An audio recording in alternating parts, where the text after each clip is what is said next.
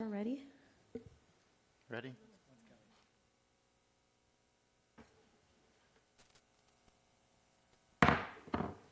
Okay, call to order the April 20th, 2023 Planning Commission meeting. Next item on the agenda, Pledge of Allegiance. Will everyone please stand? Commissioner Bartow, would you lead us in the Pledge of Allegiance? I pledge allegiance to the flag of the United States of America and to the republic for which it stands, one nation, under God, indivisible, with liberty and justice for all.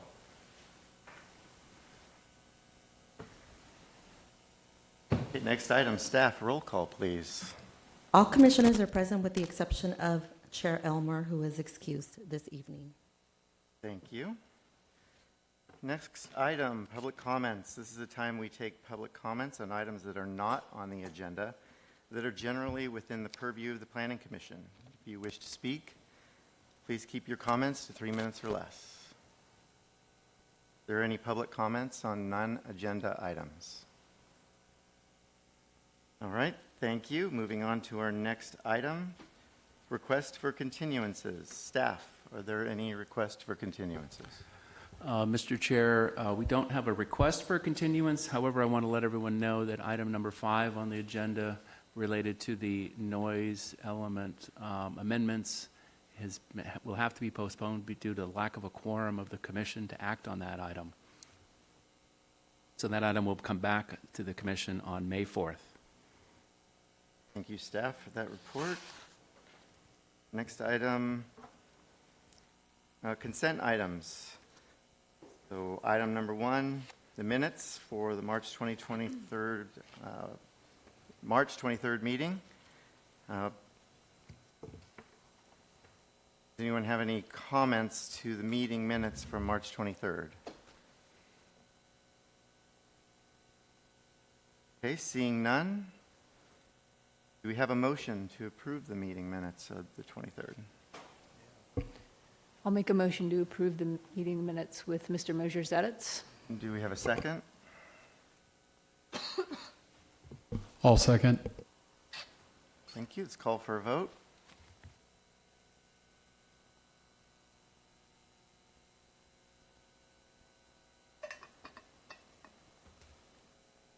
The motion carries 5-0 with Commissioner Bartow abstaining. All right, moving on to our public hearings.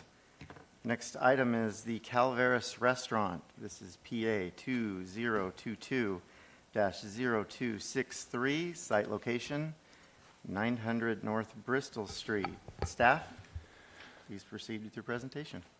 Chair, I want to go ahead and introduce Jenny Tran, Assistant Planner. This is her first Planning Commission presentation, so I'll go ahead and turn it over to Jenny to provide that presentation for you. Welcome, Jenny.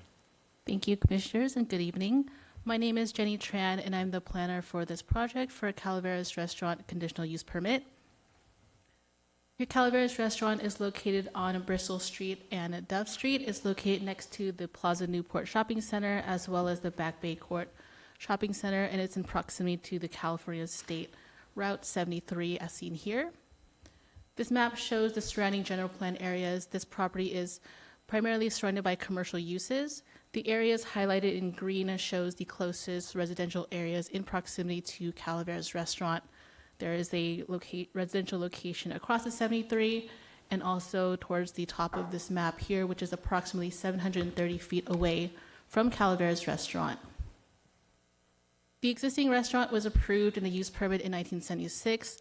This approval approved a Type 41 on-sale beer and wine eating place alcohol license. And at that time, the parking rate was determined to be 1 space per 40 square feet of net public area. Subsequently, in 2017, a use permit was approved that replaced the Type 41 license with a Type 47 on-sale general eating place alcohol license, which includes beer, wine, and spirits. And the hours of operations were conditioned from 7 a.m. to 11 p.m. daily. A building permit was also approved for 2,070 square feet of net public area for the restaurant. During the COVID-19 pandemic, an approximately 1,100 square foot outdoor patio was approved on a temporary basis. In 2020, the emergency temporary use permit allowed for this outdoor patio area. And in 2021, subsequently, a limit term permit was approved allowing it for a 1-year duration. The applicant's proposal is for a conditional use permit that would retain 940 square feet of the outdoor dining patio, and it would expand the Type 47 ABC license for that outdoor dining patio. They're also proposing hours of operation to include late hours until 2 a.m. For the operational characteristics of the restaurant, the permitted existing interior net public area was 270 square feet. At this time, no changes to the net public area for the interior are proposed. The outdoor net public area of the temporary patio was 1,100 square feet, and the applicant is proposing the 940 square feet to be retained permanently. There's existing 63 parking spaces on site, and the applicant is not proposing any changes to the number of parking spaces. The hours of operations for the interior is 7 a.m. to 11 p.m. daily. The applicant is requesting the hours of operations for the interior of the restaurant to be 10 a.m. to 2 a.m. daily, and the hours of operations for the outdoor dining patio as approved in the limit term permit was 7 a.m. to 9 p.m. daily. Although the proposal was for 2 a.m., staff is recommending the outdoor dining patio closes at midnight, and the hours will be 10 a.m. to midnight daily. The existing ABC license type is a Type 47 on-sale general eating place alcohol license, and there's no changes proposed to the type of alcohol license for this restaurant. For the parking, as stated, the 2,070 square foot net public area that was approved requires 52 spaces parked at 1 per 40 square feet. Per code, the outdoor dining patio exceeding 25% of the interior net public area requires parking. The row in red includes the square footage of the dining patio that's excluded from parking, and the 422.5 square feet of the remaining 940 square feet requires 11 parking spaces for a total of 63 parking spaces for this site. For the findings, the police department had no concerns with the proposal for the increase in hours and to retain the outdoor dining patio. There is no proposal for live entertainment or dancing for this project, and as stated before, the surrounding areas are commercial uses. The hours of operations are conditioned as stated in the operational characteristics, and all required parking is provided on site for this restaurant. We did receive comments, correspondence from the neighboring property owner regarding as-built changes to the interior of the restaurant and its effect on compliance with parking. Also, concerns were brought up regarding maximum occupancy and ADA compliance, as well as security guards and valet parking. We also received a correspondence today. It will be included in posts from a nearby business owner in support of the project. This floor plan shows the approved floor plan for the restaurant, and staff did conduct an on-site visit, and we found that these two areas in particular that shows a wine storage room and pasta prep area were added dining areas approximately 180 square feet and 82 square feet. This brings a total of 262 square feet of net public area that was changed, that is on record, and this area would require 7 additional parking spaces for a total of 70 spaces. These changes shall be addressed in a zoning compliance. I would also like to mention there is an item on the agenda tonight regarding possible changes to parking, and restaurant parking is addressed in that agenda item tonight. If approved and ineffective, that item will change the rate for parking to, and with the changes that are as built, the required parking would be approximately 57 spaces. That is an option to address these changes, but these changes will be addressed by the applicant in some form. The conditions of approval for this project indicates the hours of operations for the indoor dining area to be 10 a.m. to 2 a.m. daily, for the outdoor dining patio area to be 10 a.m. to midnight daily. The restaurant shall not operate as a bar, tavern, cocktail lounge, or nightclub, and again, no live entertainment or dancing is permitted. The applicant will be required to obtain approval of an operator license from the police department, and with the submittal for operator license, a security plan is required as part of the submittal. And the applicant must obtain a zoning clearance from planning, and the zoning clearance must be in compliance with the city's approval. Additionally, I do want to mention condition number 27 on handwritten page 29. The hours of operations in that condition indicates the hours for the outdoor dining patio to be 2 a.m., and staff is requesting to modify that condition to be midnight for the outdoor dining patio. Staff is also recommending an additional condition that's not currently in the resolution. which will read, all employees and patrons of the restaurant shall park in the parking spaces that are on the restaurant property. Parking in the adjoining shopping center shall be prohibited without authorization from the property owner. Staff feels this added condition will help address some of the concerns from the correspondence regarding the parking situation for this property. Recommended action from staff is to conduct a public hearing, find this project exempt from SECO pursuant to the Class 1 and Class 3 exemption, and to approve the Calaveras Restaurant Conditional Use Permit with the additional condition. This approval will supersede use permit number UP 1789 and UP 2017-009. Thank you, Commissioners. I am available for questions and comments, and the applicant is also available for questions and comments. Thank you, Jenny, for that presentation. Excellent. Commissioners, do we have any questions for staff? Okay, go ahead, Commissioner. Yeah, Bartow. I guess just procedurally, we talked about the added square footage from when it was originally brought. So you mentioned our vote later this evening on the parking requirements. Can you touch on that a little bit more, please?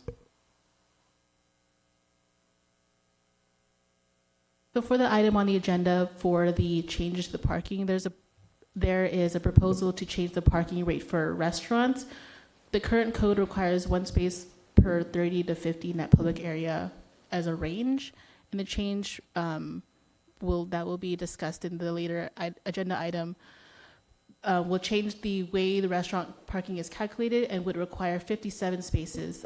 As shown, the site has 63 spaces, and if those as-built changes remain, even with that increase, the parking will be 57 rather than the 70 with the current code. Okay, thanks. Any additional comments, Commissioner Bartow? So you mentioned there'd be a zoning, you said zoning clearance. So if we were to approve the motion as presented by staff, that means that what exactly would happen? How would that work, considering the change in square footage or public net public area? Sure, I'll tackle that one. So what would happen is after the project's approved, we would examine the floor plan. They basically have two options here. As it's presented today with the current parking requirement, they don't have enough parking spaces. So we would, in essence, wait for the council's consideration on that parking amendment. And if it is a pass, then they've got sufficient parking, and they would move forward with the as-built plans. And so that zoning clearance would entail them preparing a floor plan for us that would actually be consistent with what was described in the staff report. And then we would approve that and make sure that's what's implemented. Now, if the parking requirement does not go forward with council, then they would need to remove the dining areas in question that Jenny had pointed out, or they would have to seek a parking waiver. So those would be the options there. And so we would just monitor what the council is doing, and we would take either course of action depending upon the outcome. Thank you. So essentially, during the plan check process, we'll be able to identify how the applicant will move forward with this, and staff will be able to handle that. Precisely. Any additional comments? Yeah, sorry, just to go back to the parking. So the current code would require 63 parking spaces out here, is that correct? That's correct. It would require 63 without the as-built changes.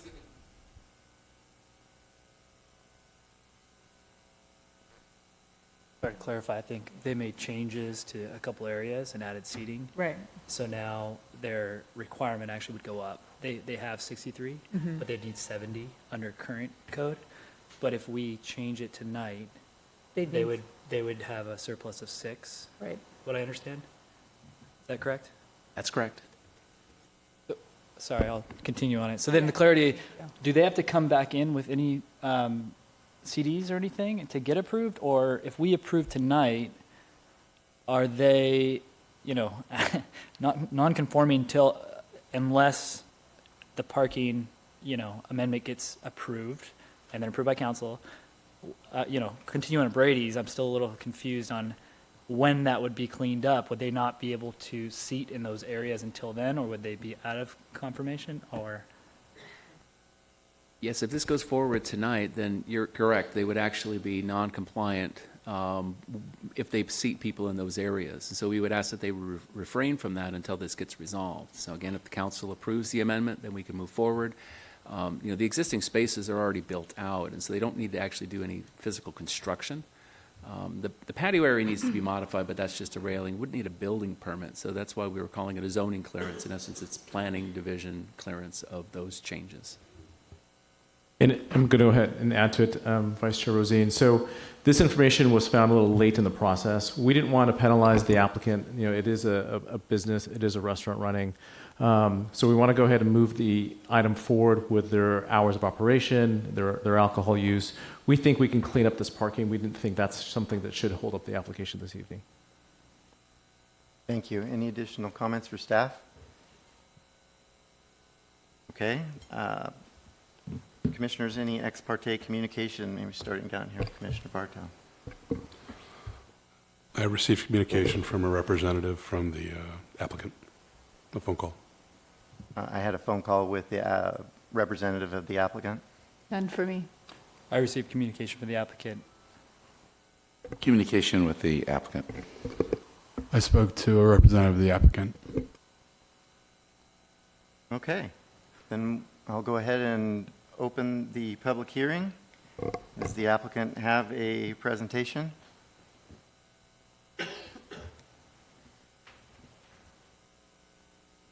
Good evening, Honorable Vice Chair and Commissioners, staff, and members of the community.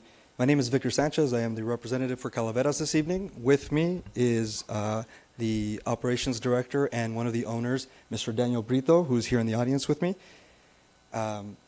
First off, I'd like to start off by thanking staff. They've been very diligent, very responsive, and have been able to provide guidance throughout the process. So I just want to compliment your staff on their work that they're doing on behalf of your city.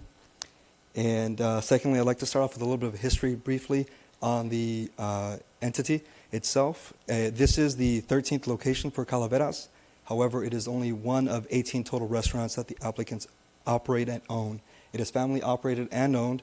One of the really neat things about this agency or this restaurant is that it family operated, and all family members start off as dishwashers, and they must work their way up.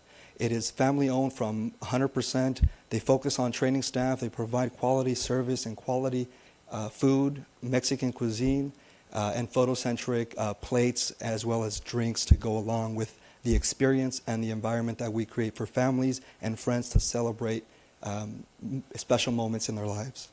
With that, we are here tonight to ask, and I want to appreciate Planner Jenny.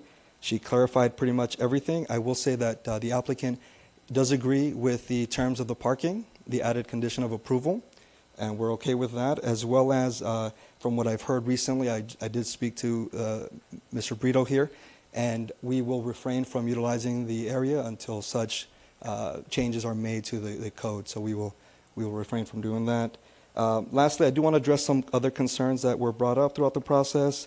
I do want the commission to know that we will not be operating a nightclub or a bar or anything like that. We sell food and we sell drinks together. It is a food eatery place, and the drinks are a part of the photocentric ideology, creating an environment. Our goal is not to sell only alcohol. Then with that, I also want to, I think, the clarification of the hours of operations. We agree with the terms, keeping the bar or the outdoor patio open till midnight and the interior open to 2 a.m. I do want to clarify a few things. We do not plan on selling food or alcohol past 12:30. So last call will be at 12:30, and then the reason for our requested change of operation is to allow ample time for our patrons to be able to leave and vacate the restaurant in a timely, fashionable manner, and to allow time for our staff to be able to clean up and close up shop and make sure that the surrounding area is not impacted. Lastly, I think everything else that we touched on regarding the net public space area, I think everything that was touched on, the applicant did not make the changes. They only did the modifications and improvement from an aesthetically pleasing way, meaning that they added the Calavera themes, the colors, and things of that nature, but they did not do any physical alterations. So I do want to share that. And lastly, to conclude, just want to say thank you again for having me here this evening, for allowing us to present. And with that, I'll open up for any questions or answers that you may, or Q&A, sorry. Thank you, Vice Chair. All right, so we did hear you say that you agree with all the recommended conditions and amended conditions. So commissioners, do we have any questions for the applicant? Thanks for coming. Are you having any traffic impact problems right now or times of service that are conflicting with the neighbor per that letter and everything? Thank you for bringing that up. Actually, at this time, we tend to not be busy during the hours of 11 and 5. We tend to be more of an evening venue, more of a dinner-focused restaurant. So currently, no. During the early hours of operations, we have anywhere between 3 to 5 employees prepping the food and getting ready for the evening. But our lunch hours are very minimal, or our patrons during the lunch hour and the early evening are very minimal. So we actually work really well with Mulan, who is more open between 7 a.m. and 3 p.m. So there's an ebb and flow there. A lot of people park in our parcel and our property, and you know go down next door to Mulan, and to us it's not an issue because we want the success of that center, even though we're not in the center physically, right? We're adjacent, but at the end of the day, when we all succeed, or when everyone's succeeding, we all succeed. Any other questions of the applicant? With the added condition for the parking, how do you propose to implement that? That is a great question. We do have signs that we are prepared to post as well. We will work with our staff to make sure that our staff are trained to not park there. In the future, we will look at those kind of options, and we will work with staff to ensure that we meet the requirements of the city and their proposal as well. Yeah. Anyone else? Yeah, is the outdoor patio already sprinklered? I saw that the fire department wanted that as one of the considerations. The facility, it does have sprinklers. Because I know it was a temporary patio, and now that it's going to be permanent, it likely is slightly different code changes. So just wanted to make sure you were aware of that. Yes, thank you. We do meet the code right now as it is for fire. Commissioner Harris?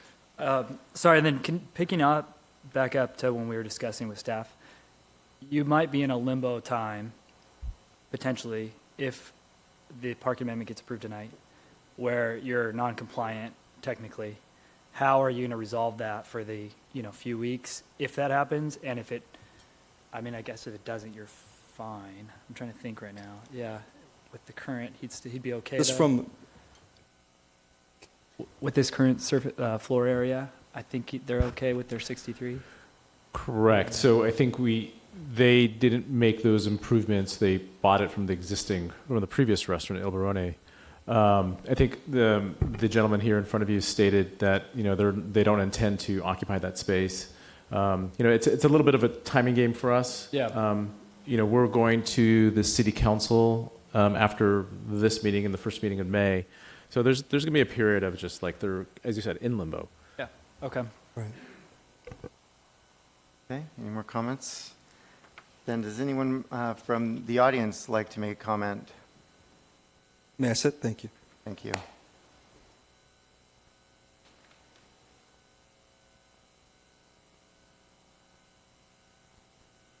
Good evening. My name is Kimberly Wallison, and my husband and I are the partners that own Plaza Newport, which is adjacent to the Calaveras restaurant. And I also want to thank the staff at the city for working with us through many years. We've owned the shopping center 45 years.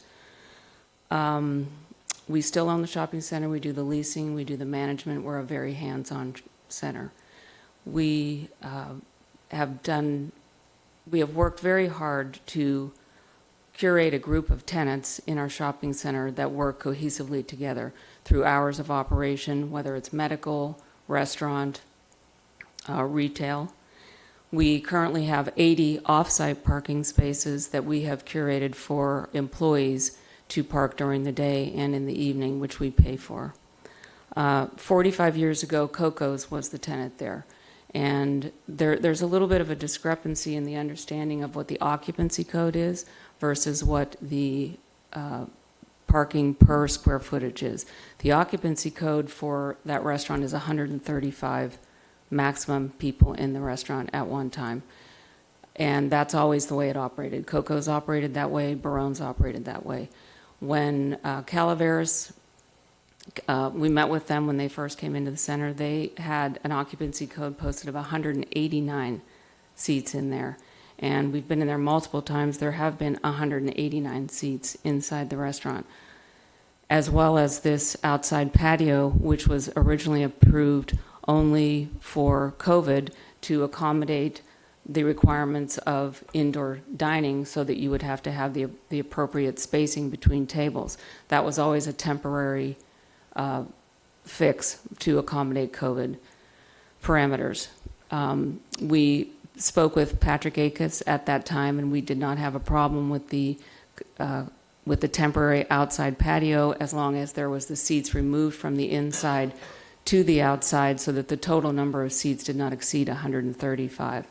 Now we see that there are 72 seats on this patio outside, in addition to 189 that have been currently in over 250 seats, which is double the number of seats that have been there for the past 40 years, with no additional parking.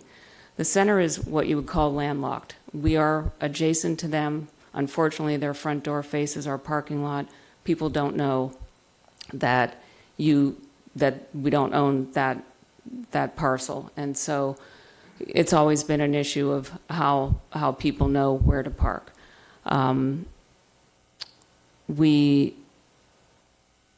So what we're saying is those 63 parking spaces, the owner of Calaveras that we had met with in the beginning, Daniel, who's here tonight, had stated that they have 20 to 25 employees.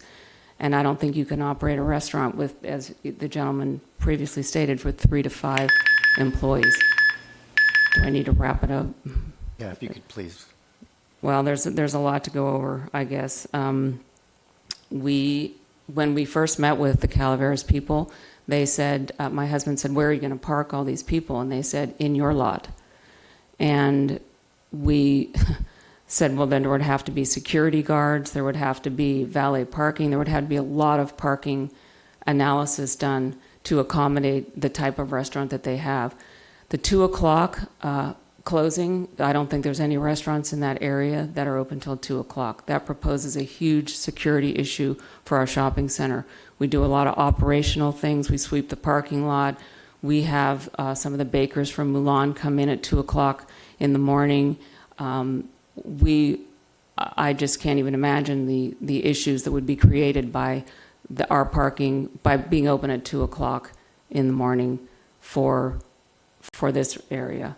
Okay. So I guess we're asking that this be postponed, this approval, till there can be more information gathered and a proper analysis of what is really going on in that restaurant and how this is going to be accommodated for their parking. Thank you very much. Okay, next speaker, please. Please come forward, state your name.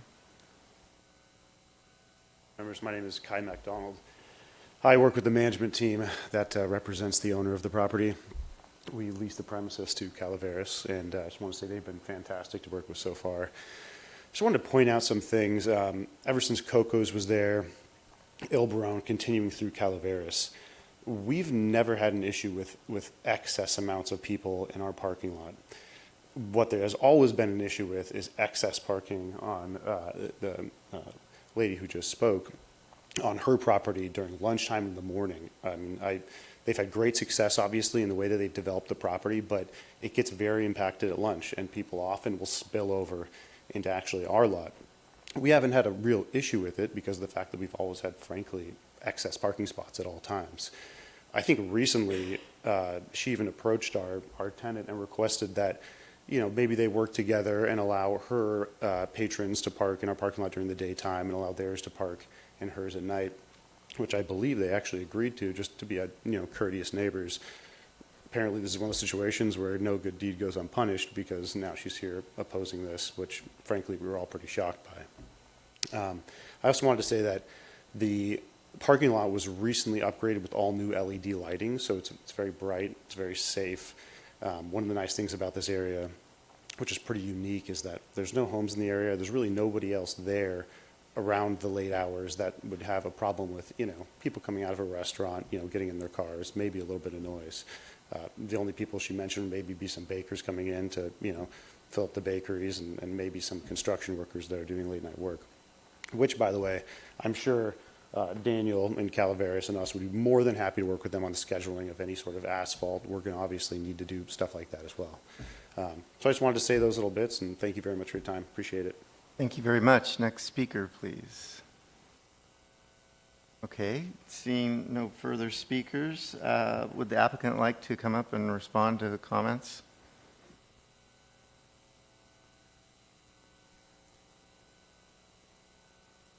Thank you, Mr. Vice Chair. Just one comment, I think, to follow up on. We are definitely open to having a conversation with the adjacent property and working together to collaborate and finding a solution for the parking. Okay, thank you very much.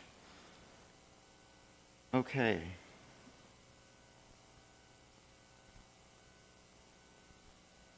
Staff, based on that testimony, do you have any comments that you'd like to respond to? So certainly. So, for the city, the only thing we can do is enforce our codes. So our parking standard is different than the occupant load for the building.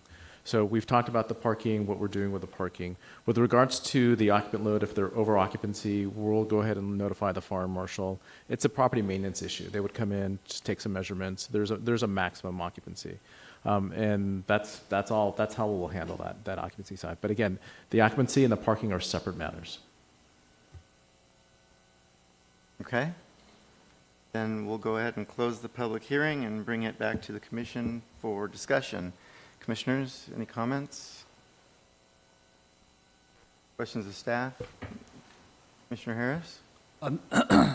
She mentioned the seating. A seating chart would be approved by the city. We did a walkthrough, correct? Would that confirm the amounts? And were they excess of what's approved or what's allowed? Or is there any restriction on that? So we didn't go and do an inspection with regards to the seating. They went in there because there was a complaint filed that they were over kind of beyond what was approved, and that's what we did verify. Again, we're more concerned on the parking side. With regards to the seating count, we'll just defer that to the fire marshal. They'll verify what the occupant load, what's an allowed occupant load, and they'll go ahead and post that. Thank you.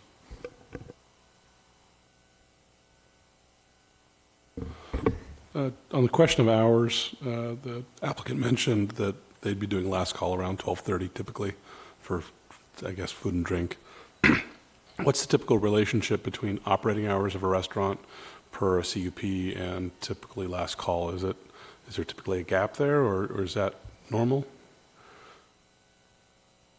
Well, from a zoning standpoint, last call is typically earlier than the closing hour, and the closing hour is usually, that's when the patrons are sent home. And there's often employees still in the establishment doing the cleanup after the posted operating hours. So I don't know if Wendy has anything to say on that, but there's usually a last call, obviously, for that's in advance of closure. So, and these hours are all still consistent with state law in terms of selling alcohol. Commissioner Lowry? Yeah. Let me get it straight. The occupancy, so that's fire, and really parking is what really falls under our purview in terms of approving this, in terms of it matches our parking ordinances. That's correct. Okay.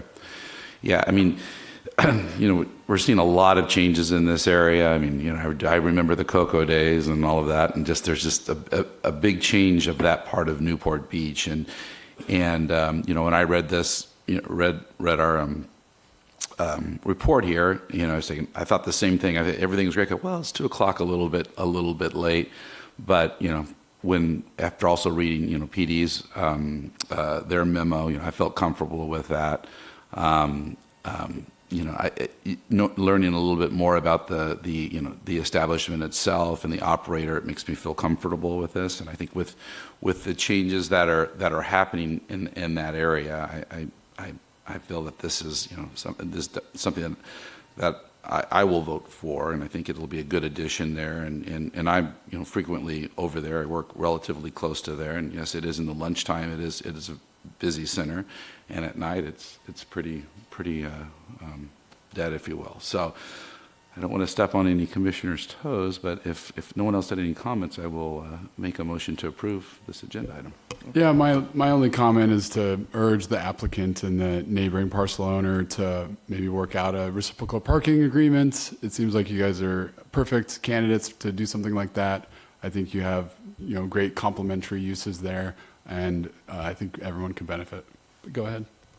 We have a motion on the... So I make a motion to approve 23-053, the recommendations. Is there a second? Second. Okay, then we'll call for a vote.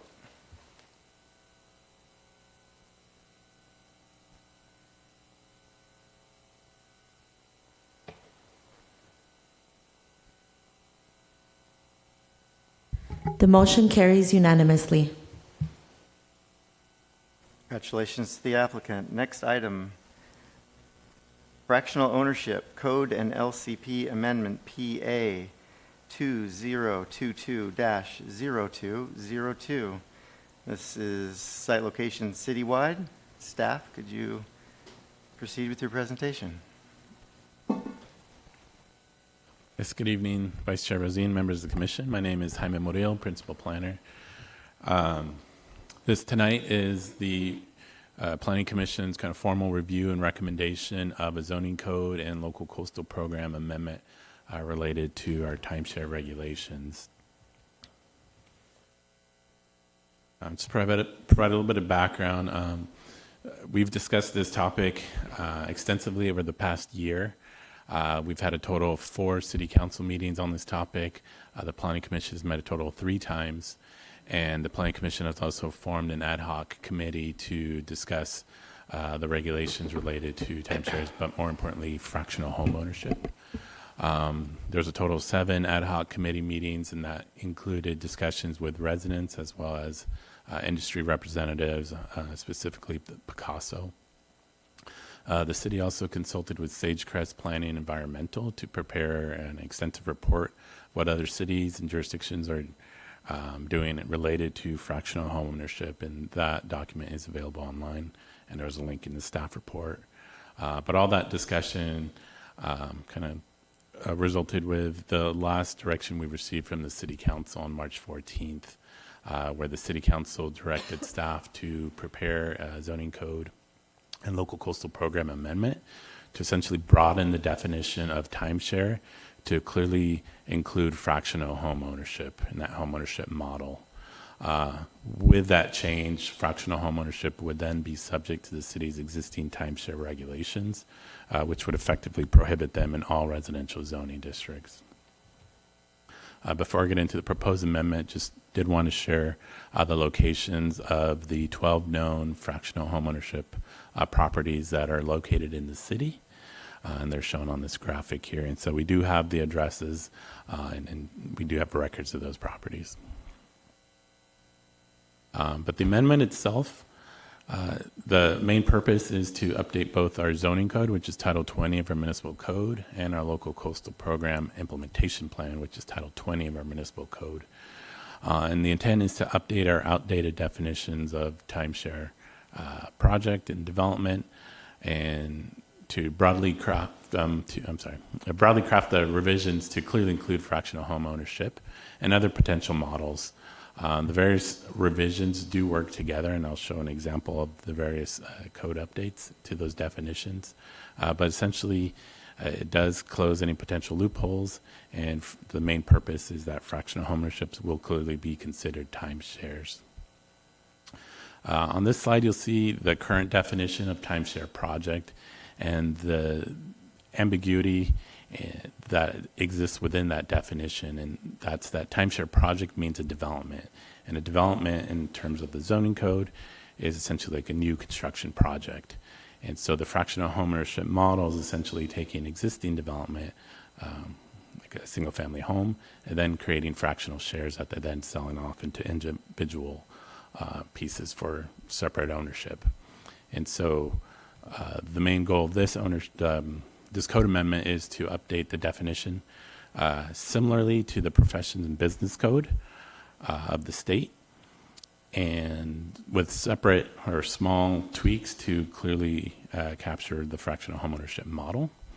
I'm not going to go into each one of these, but they all do work together. Each of these definitions has a specific purpose, and then together creates a robust definition to include fractional homeownership within that timeshare definition.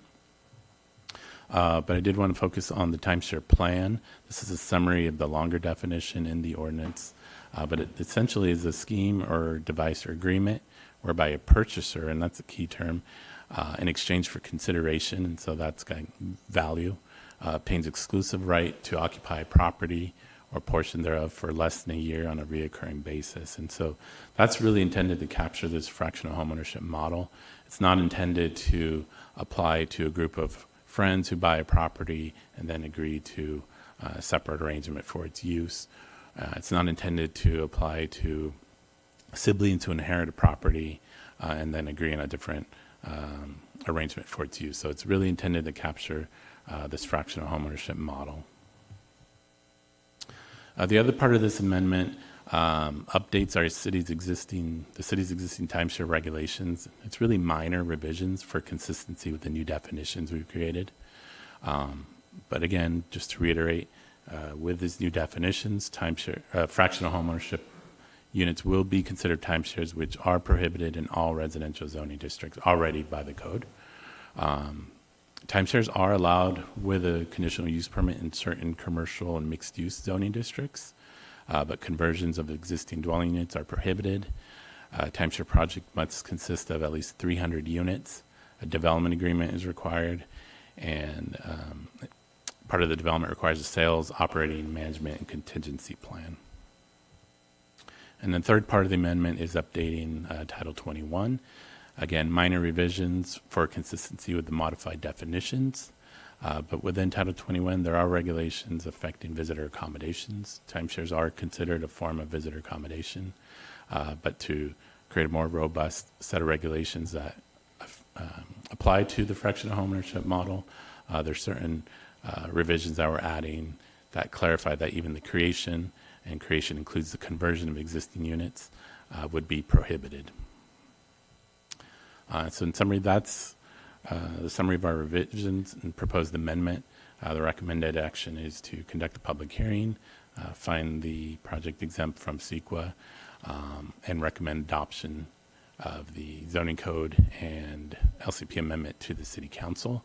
I did want to add and be very clear that in order for the ordinance to take effect, the California Coastal Commission will be required to review and take action on the LCP amendment portion of this ordinance. We understand the importance of this ordinance to the community, and so we are working with Coastal Commission staff to try to expedite their review of the amendment. And that concludes my presentation. Thanks. All right, thank you for that presentation. Any commissioners have questions of staff? Mr. Lowry? So what are the recourse options that the city has if a purchase is made in this way? What can the city do if the purchase is made? Can they, what is the remedy that the city has? Thank you, Commissioner Lowry. Any code amendment or code violation is typically punishable in a number of different ways. So civil penalties as well as criminal penalties. So those would be the remedies that would be available to the city. We haven't explored what would end up happening after the St. Helena case is resolved, but that would also be informative for us.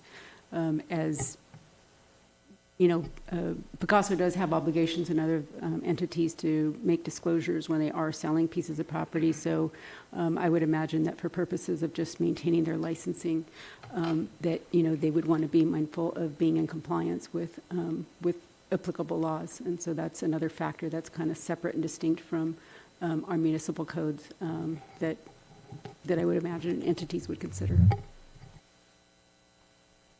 Any additional comments? Okay, I have one. What happens with the existing homes that are actually listed for sale? Is there any kind of cease and desist option, or how does that work? Well, we have the 12 known homes that exist today, and any homes that exist prior to the adoption of the ordinance, including through the Coastal Commission amendment process. Those will be allowed to remain as existing legal non-conforming properties. Okay, and so the 12 include the ones that are currently listed? Correct. Okay. Yeah. All right, any additional questions? Then, commissioners, any ex parte communications? I received a communication from a representative of Picasa. None? None. Communication with Representative Picasso.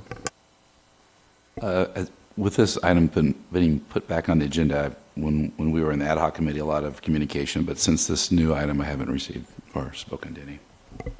None. Okay, then we'll go ahead and open the public hearing. Does anyone from the audience wish to speak on this item? And please keep your comments 3 minutes or less. Anyone? Please come forward.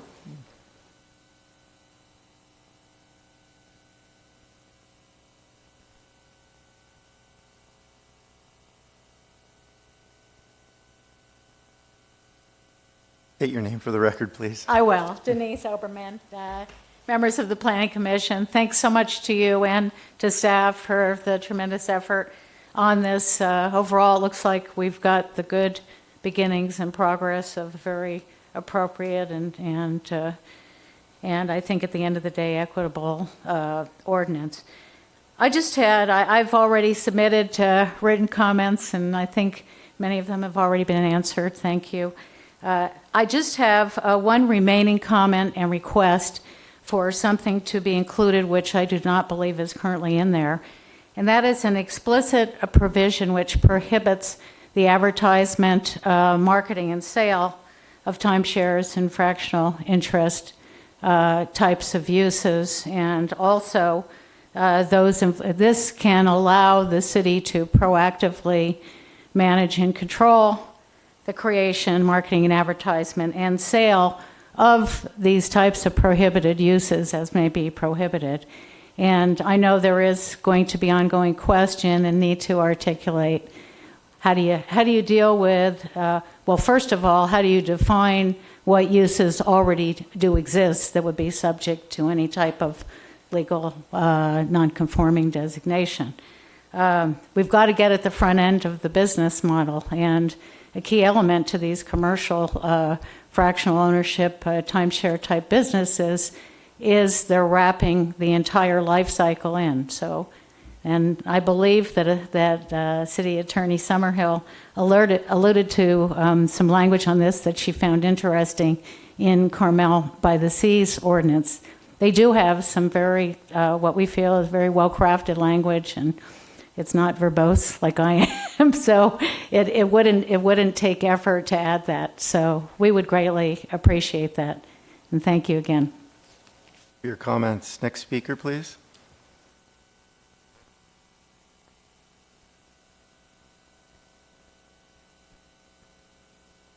Karen Carlson. And first of all, I want to thank the Planning Commission for resolving this. This was a very emotional issue for a lot of people. And between, at first we thought we had no chance, and now it looks like it's going to be harmoniously taken care of. My one comment was, I didn't see anything on a moratorium for purchases until this has been, new purchases, new places, until this has been finalized. And just wondering how we deal with that. And I guess what you're telling me also is of the 12 existing, one of them's right up the street from me, or two. Is there any way to time them out, or are they grandfathered in forever? Thank you. Thank you. Next speaker, please.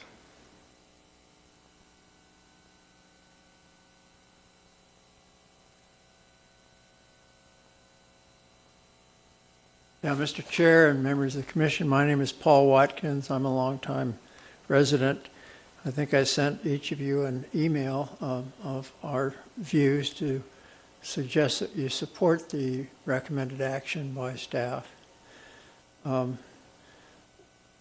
Unlike some of the Picasso folks who appeared on, I think it was March 14th before council, those of us that support the recommended action are not getting paid. I'm not getting paid for sure.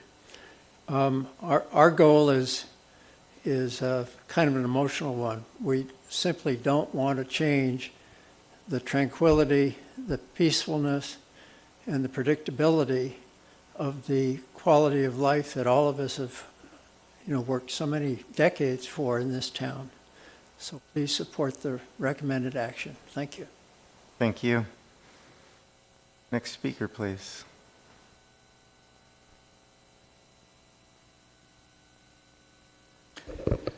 Vice Chair Rosine, members of the commission, my name is Jim Mosier. First, I would second the recommendations you've heard that this ordinance should include something banning the advertisement of such arrangements, because it would seem much easier to prevent the creation of the timeshare than to try to remove it once it has been sold. We heard that the revisions to Title 21, the Coastal Implementation Plan, will not be effective until the Coastal Commission approves those or makes a recommendation of their own.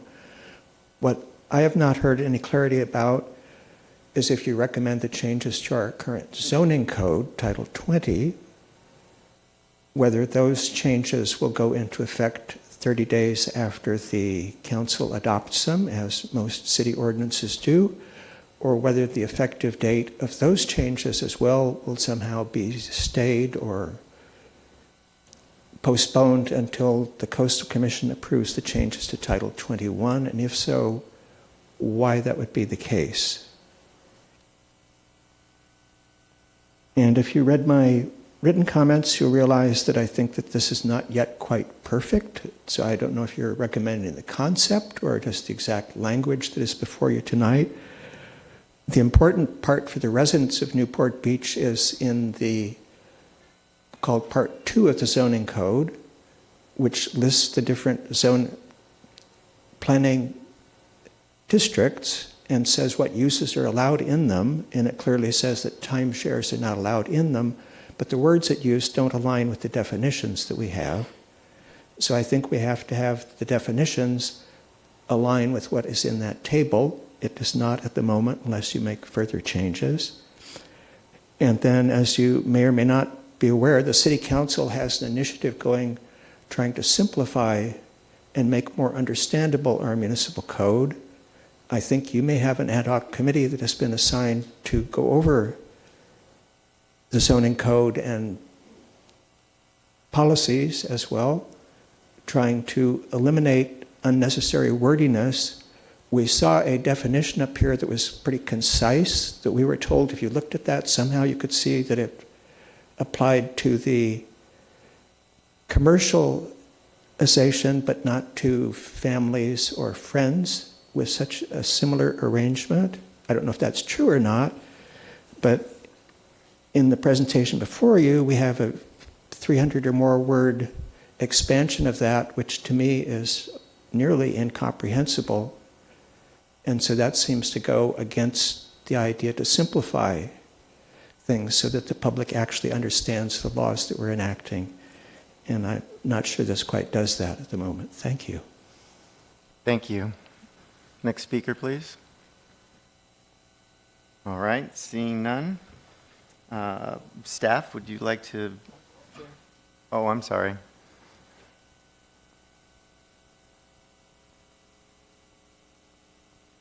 Thank you. Good evening, honorable members of the Planning Commission. My name is Purvi Doshi. I'm a senior public affairs manager for Picasso, a California-based real estate company and property manager. We specialize in co-ownership throughout the U.S. and internationally. We've been working in good faith with city staff over the past year to create a regulatory framework that would help address community issues with co-ownership and give the city the tools to regulate it. This included regulations similar to short-term rentals, as well as a cap to be further negotiated on the number of property-managed co-owned homes allowed within the city limits. Co-ownership is a common practice that has been around for generations. In fact, 31% of homes in Newport Beach are held in an LLC or trust, which already allow for multiple owner arrangements. Therefore, the city really needs to consider the unintended consequences of imposing limitations on 1/3 of its existing housing stock. Of the roughly 20,000 residential units in Newport Beach, 12 homes are identified in the staff report as co-owned, 12 out of 20,000. 5 of those are Picasso managed. The staff report also points out that there have been no police calls or complaints on the properties and just one minor code violation that was remedied immediately upon notice. Yet, there are 1,600 short-term rentals allowed in the city. 12 co-owned homes and 1,600 short-term rentals. 12 homes with 0 police calls. We do understand the need to address community concerns and the residual fear and uncertainty that comes on the tail of years-long STR issues, but co-ownership is different. These are owners of a property. They have invested a considerable amount of money to have a permanent home, albeit a second home, in Newport Beach. They have the right to own a property with whomever they want and in whatever ownership structure they choose. We think the city is wrong in this approach with this issue, but despite our position that co-ownership is a property right, we have been and continue to be willing to discuss options with the city that addresses concerns over co-ownership and still allow the fundamental right of owning a home, whether that be a first home, a second home, a third home, whether that be with family, friends, or individuals with like minds and wallets. The city is conflating STRs with co-ownership, which is like comparing apples to zebras. This current rush to ban or eliminate will have unintended consequences. It raises legal questions, and it borders on discrimination. Thoughtful consideration and collaborative solutions is what is needed, and we respectfully ask the Commission to defer the item to a later date so we can continue those discussions and come up with solutions together. Thank you. Thank you. Next speaker, please. Good evening. Maureen Cotton with the Central Newport Beach Community Association. We want to thank you for the efforts that the Planning Commission and the staff have done to move this forward in a direction that is quite frankly appreciated by all the permanent full-time residents. I can appreciate what the last speaker had to say, except that those regulations that they've drafted were never asked for by the city. So again, we appreciate the direction this is going, and perhaps Mr. Mosier's comments will help resolve some of the points that she brings up, which helps to bring, to correct any fuzziness there is in the language that pertains to the many family trusts that do exist in our city. Thank you. Thank you. Next speaker, please.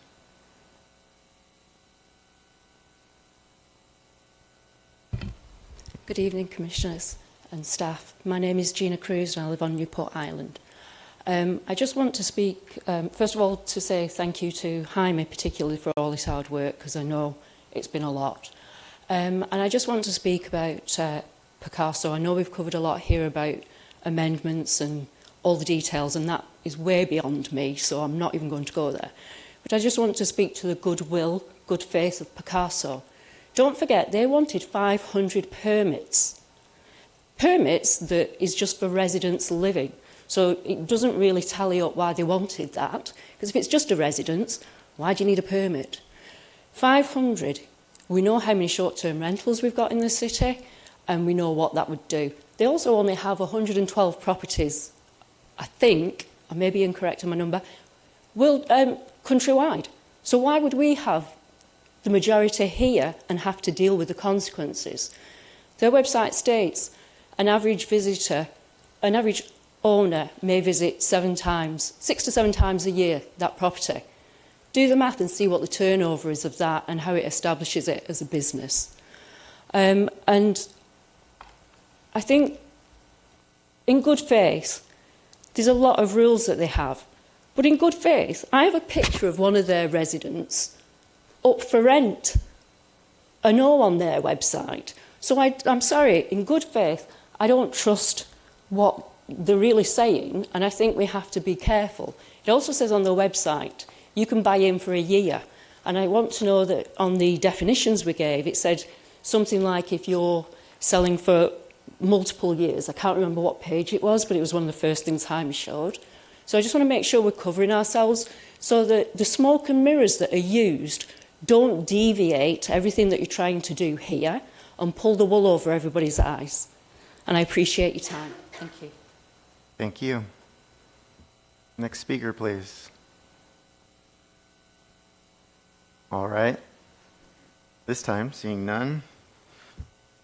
Staff, do we have any responses to the comments that were raised? Sure. Thank you, Vice Chair Rosine. So regarding the moratorium discussion, the council considered that issue twice, and they didn't feel at the time they could make the findings for a moratorium. It's a high bar to make that moratorium. So if there are concerns about a moratorium, that should be addressed with the council. But again, the council's looked at this twice already. With regards to language banning advertising, that's something that if the Planning Commission can make that recommendation to the City Council, staff would work on. If that's something that you would consider, you'd want to consider through a majority vote, we can definitely work on trying to draft some language for the council to consider. With regards to what is in effect and what is not in effect. So in the coastal zone, you have the Coastal Commission. So we have to do an amendment to Title 21. We have to go to the Coastal Commission and get that approved. We're going to work diligently to get that resolved quickly. We can't enforce anything in the coastal zone until coastal approves it. Outside the coastal zone, we can, and that's our zoning code, Title 20.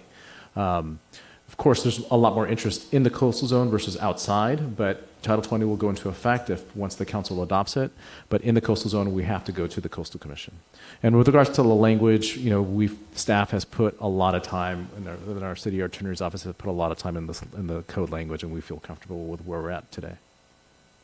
All right, thank you. So we'll go ahead and close the public hearing and bring it back to the commission. Commissioners, any comments? I will go ahead and make the recommendation that they do that. I'm sorry. Go ahead. I had some questions for staff. I'm sorry. I thought we were going to speak alone. I just had. Go ahead. I don't want to. Yeah, okay. So really, this whole time, my main concern is current ownership structures within property here, specifically residential property here in Newport, and how this affects it. So let's see here. Going through what we have here as the timeshare plan, it's this detailed, but Yolanda, I don't want to get too in the weeds here legally, but I've been in this world for a long time, so this is one of the big area of real estate in terms of structures I understand really well. As we look for the timeshare plan, I get your means any arrangement, plan, scheme, similar device, going on and on and on. And then we have by any other means. Does that mean also an oral agreement between owners?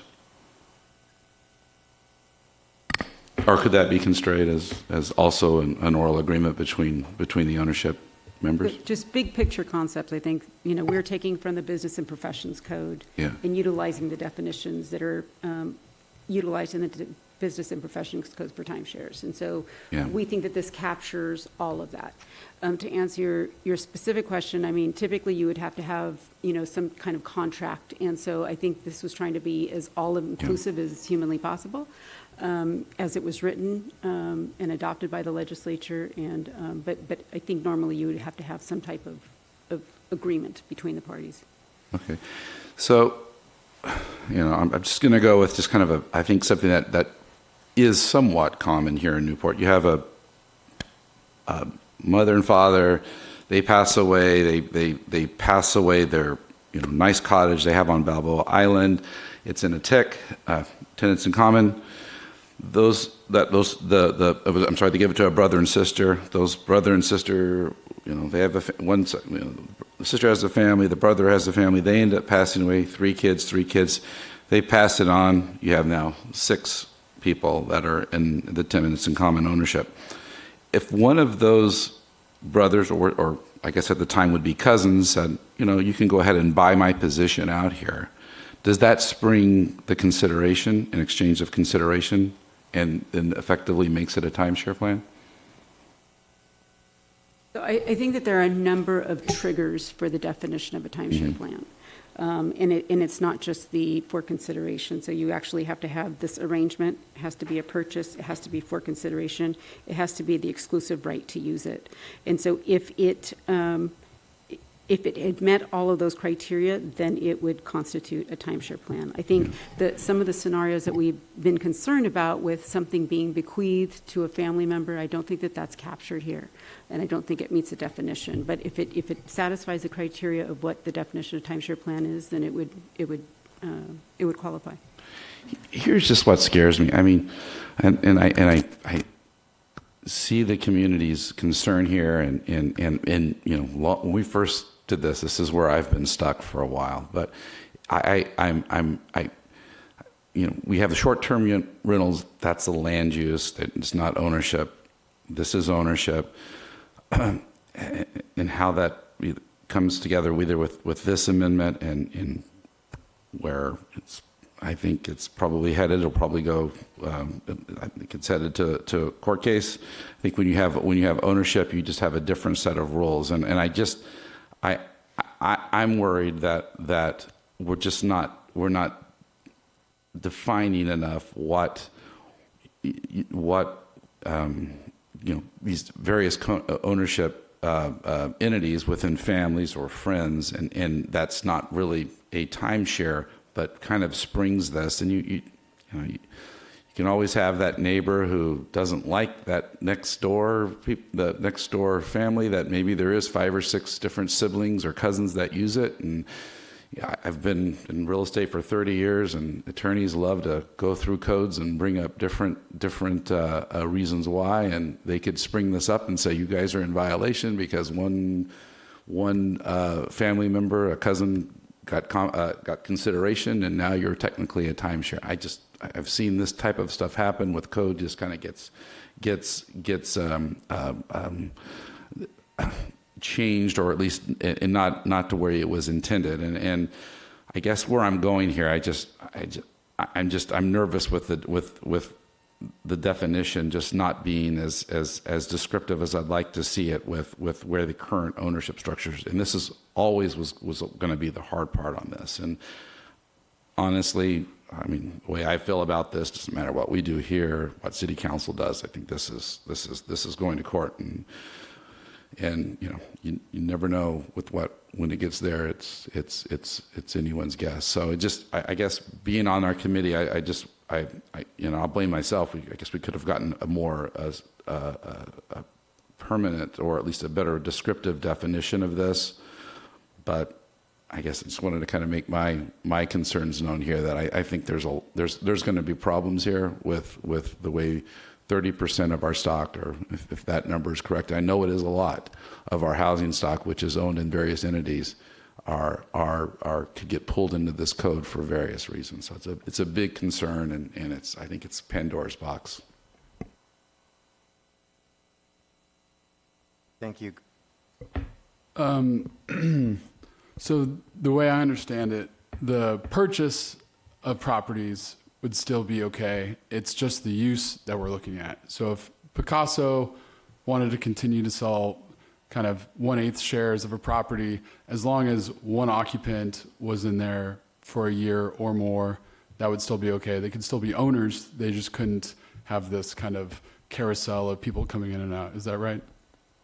So the issue that we've seen is within the last 3 to 5 years is properties that are being turned over for 2 to 14 day intervals. The occupant that's in there at that given time has the exclusive right to use that property. And I think that that's an important distinction that we need to make is the scenario where you might have siblings that own a property or what have you. You know, it tends to be a more casual relationship, whereas this is in writing, signed by the parties, that requires this exclusivity. And so, you know, again, understanding that there are some concerns about the definitions, we have modeled it after the Business and Professions Code, which captures timeshares, but hopefully that answers some of the concerns that you might have there.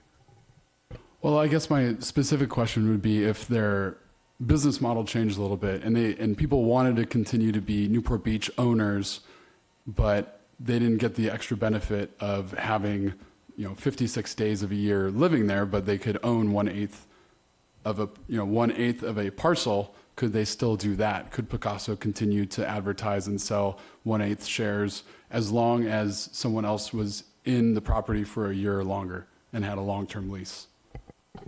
So I think if one of the owners has the exclusive right to exclude others for less than a year, then it would be captured by this. Commissioners, any other comments? Anyone want to make a motion or add any of the comments that came up in regard to the last one that I have was advertising? And, from my perspective, I think it's a good idea to at least explore how we could put that language in for advertising. And, I share a lot of the concerns that Commissioner Lowry has, but I believe in staff that they're going to be able to come up with a solution. And if there's some wordsmithing that needs to take place between now and a potential recommendation for this to move forward to council, then, by all means, please make any further wordsmithing as necessary. So, does anyone want to, Commissioner? I just say one thing that in line of that, and I mean, I would be, it's just, and again, I get the concerns of the residents totally. I'm really nervous about this language. I would definitely be open to a 30-day review to get this language and get this understanding of protecting so many of our current households that are owned in a different manner than just say a husband and wife or an individual. To look at that language and really just revisit that, where I can vote, and at least I can feel like, okay, yes, I've protected anyone, and we're not going to have some nuisance lawsuits come above this. I mean, we're giving the recommendation to empower government to do something, and I want that. I want to know that box of power that we're recommending for this ordinance, and how that can and will be used. So I was just going to offer I would be more than happy to be any service and whether it's the committee again or whatnot, to go back and use the next 30 days to explore maybe more specific language. Thank you, Commissioner. Commissioner Lowry, I hear what you're saying, and I understand your concerns. I think it's in the interest to keep moving this item along up to City Council. Is it possible to make a recommendation to approve this and maybe add to the recommendation some of Commissioner Lowry's concerns that staff could take a look at before it is presented at City Council if it were approved tonight? Yeah, absolutely. I mean, we have received public comments from members of the public as well as the Planning Commission, and so if the recommendation is to approve with modifications of any sort, including potential advertising and or wordsmithing, then that certainly is an option that's available. I think I'd give the floor back to Commissioner Lowry if you'd like to entertain a motion like that. I appreciate that, and I understand.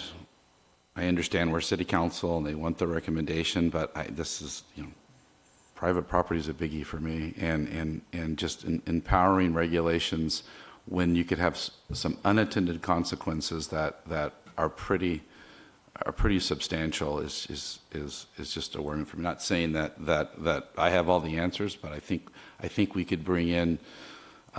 We can talk more amongst ourselves, maybe specifically on this item, and not bringing in maybe some of the other points that we had, just to really make at least make me feel better. I mean, as of now, I can't vote for this. Please write this in the notes that my concern and reason why I can't vote for this, as stated, is because I just don't see there's protection for current ownership roughly as a current ownership in different structures that we have in the residential, in our residential housing stock here, where you just don't have the individual or husband and wife, and being able to button that up more would make me feel comfortable. So hopefully that's expressed in our meeting notes. Appreciate that comment. Just Mr. Bartow? Yeah, just to put a finer point on the previous question, and because I'm somewhat new to this process, do we have the ability to make a recommendation to the City Council that's maybe a little vaguer than specific wordsmithing on this issue? I guess, I think that was maybe an earlier question, but is there a way to recommend it and say, with specifically excluding, within the definition of time share, specifically excluding things that I think we're all talking about that aren't timeshares within our understanding? Is that possible in the recommendation, or do we need very specific language right now for them to address? You do not need specific language, and that is certainly something that you can recommend, that if you have a carve out, some exception within the definition, that's at your discretion to recommend. I don't know what your thoughts are on that, Lee, one way or another. Do you think do you have anything in mind that gives flexibility to the council when they address it? I don't know if there's such thing as sentiment in terms of SB and Min, but the sentiment of the Planning Commission is that I'm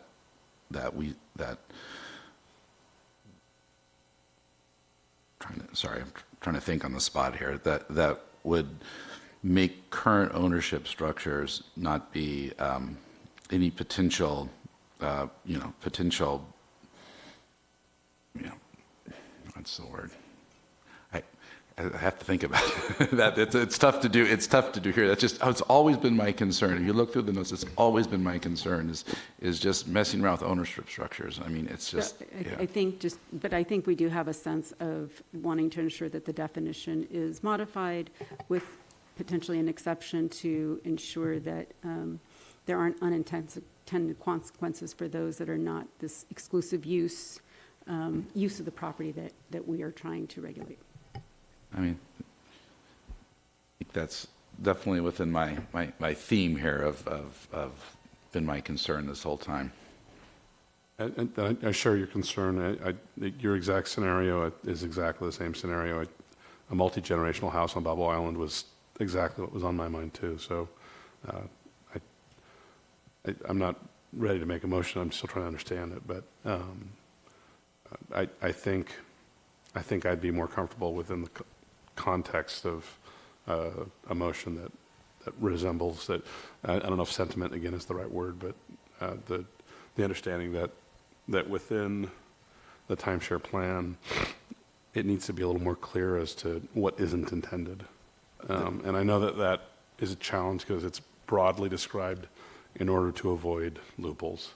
Yeah. So I understand. The goal isn't to be able to drive a Mack truck through this loophole, but there's 12 houses that are being used in a way that we're trying to address, and I just want to make sure that it's clear that that's the sort of challenge we're trying to address, not a very common, and I mean, 30% I'm sure reflects a lot of just, living trusts and other arrangements that are tax motivated or other reasons, but so I don't think it's 30% of the housing stock that fits the description of really going to get in trouble, but it's very easy to imagine a multi-generational house or a group of friends being ensnared in something we're not trying to do. And then before dropping that, I did have a quick question on the advertising. Was the contemplation advertising or preventing the advertising of the sales of fractional ownership that already exists? Because I guess I may be, if it's a existing non-conforming use, is that what's being discussed, that you prevent the advertisement of the existing non-conforming, which Prospective. Prospective. So it would really just be for something that's illegal anyways, assuming everything gets passed. Okay. I just throw out that I think that's probably, I don't know. I'll give up the floor. Okay, any additional comments? Well, I imagine we have laws on the books about advertising for illegal uses anyway, so I wouldn't want to hold up tonight's process by getting into those weeds. And if we need to address that and add more, code violations for advertising stuff, then we can get to that at some point. But to my reading, if it's illegal, no one's going to advertise it. And if they do, it's, truth in advertising, it's state law, it's other things that, they'll be worried about. And it's not necessarily our jurisdiction to kind of organize that. Okay, would anyone like to entertain making a motion? Okay, I'll take a crack at this. I'll make a motion to approve PA 2022-0202 with the direction for staff to carefully study the language to address some of the concerns that were brought up here about how timeshares are defined, and to have that not include any multi-generational housing or tenants in common. All right, thank you. Well said. Do we have a second?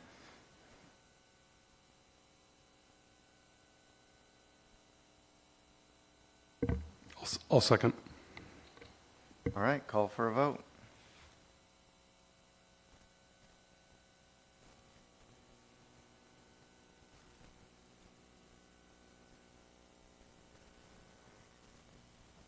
The motion carries unanimously. All right, moving on to the next item. Non-residential parking code amendments, PA 2021-104.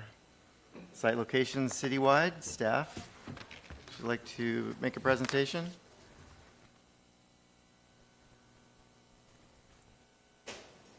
Good evening, Vice Chair Rosine, Planning Commissioners, Ben Zadiba, Principal Planner. I do have a presentation prepared for you.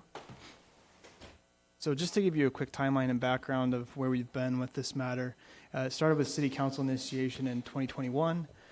We did also go to study session after contracting with Nelson Nygaard and Associates. They are a parking and transportation engineering firm, and brought back some findings at that time to council.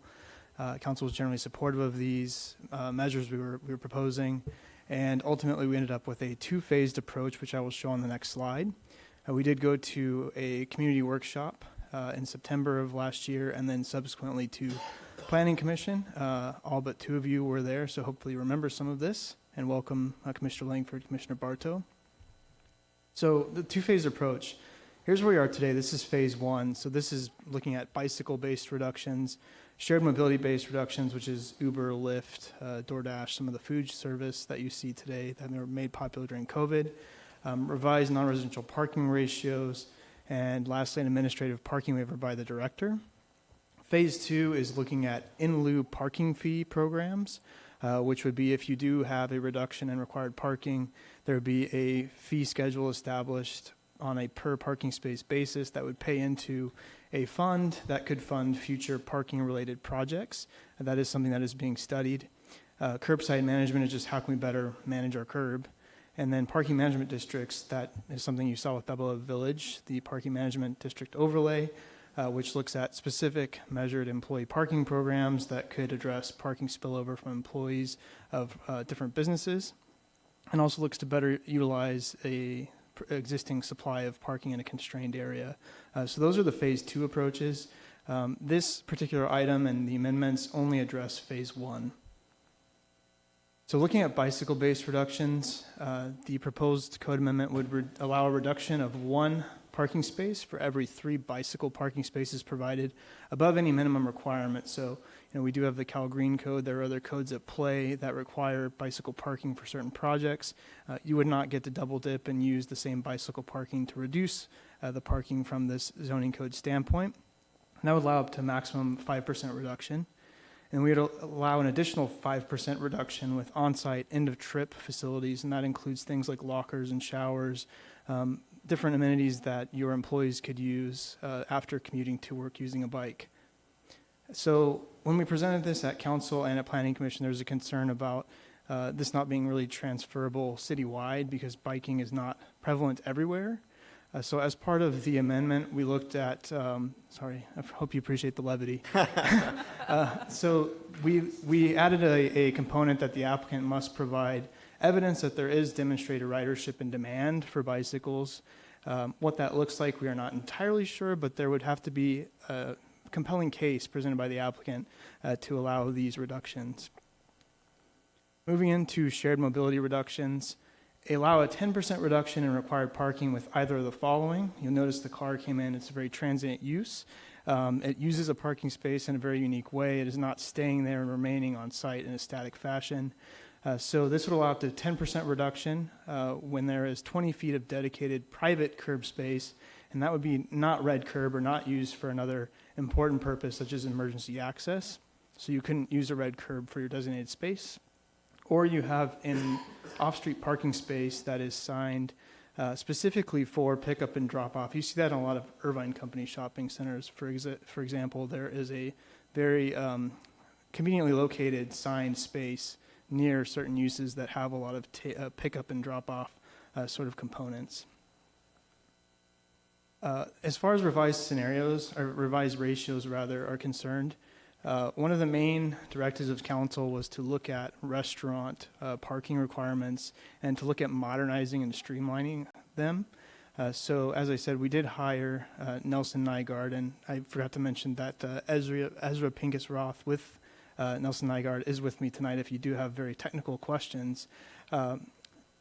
This looked at a nationwide best practice survey as well as our peer coastal Orange County and inland Orange County cities. And what we're proposing is to modify the 1 per 30 to 1 per 50 net public area requirement, which you heard a little bit about in an earlier item, to remove the subjectivity of that net public area assignment. There's a specific section in the code, it's 2040-060, which talks to how that particular range can be divided and selected for a specific restaurant. And this would remove that subjectivity and streamlines it to 1 per 100 square feet of gross area. So it is now including the back of house area and including the gross square footage of the building. Further, in order to discount the outdoor dining areas, that is discounted at 1 per 150 square feet of outdoor dining. So as you saw in the earlier item, I believe the parking requirement was 63 spaces. This would reduce it to 57. So in essence, it's not a wholesale change that'll make it completely not meeting the demand of the required parking. Rather, it will allow for outdoor dining areas to be retained on a permanent basis, with parking being as much of a constraint as it is currently with the code. Another directive was to look at creating a fast casual type land use. I think some of the more Urban Land Institute, for instance, calls fast casual like a Chipotle or some of those restaurants that are very quick turnover. A lot of people go there and they pick up food and leave and consume it off site. Today, we have a takeout service limited land use, which only allows 6 seats. So our proposed code amendment would increase the seat count to a maximum of 20 to allow more flexibility and to allow additional uses to trade into retail spaces where maybe the 6 seats don't pencil for a potential business. That would also be modified as far as the parking rate is concerned to include outdoor dining areas. And I want to clarify that the maximum 20 seats is indoor or outdoor, so it wouldn't be 20 plus whatever's outside. And importantly, by definition, a takeout service or fast casual use does not allow alcohol sales and service. So this really is intended to be something that's just a quick turnover, a lot of takeout and off-site consumption. The last parking requirement that we studied, and as we brought to you last time, was a consideration to make medical office, dental office, parking requirement equivalent with office uses. There was some hesitancy from the commission at that time, so we did go back and study more closely with Nelson Nygaard to look at peer cities, and we actually found that all of our peer cities do have higher parking requirements for medical office, so we are no longer proposing any changes to that requirement. However, segueing into the administrative parking waiver, this waiver does allow the director to waive administratively up to 20% of the required parking, which happens to be equivalent to the increase of a medical office. So if it were founded, as some of the commissioners have seen, there are conditional use permit requests to waive required parking with a conversion of an office space to medical. The director would now be able to make that change when it is substantiated by proper data. So as you see in the second bullet point, the applicant would still have to provide a parking demand and supply analysis that would be reviewed by our city traffic engineer prior to the director making any approval. But that effectively could allow a medical office space to occupy a former office space when there's not sufficient parking on site by code. And then lastly, the code amendment does include a maximum of 20%. So what you just saw, the bicycle-based reductions, the ride-sharing reductions, no combination that we can look at administratively or that the director could authorize could exceed 20%.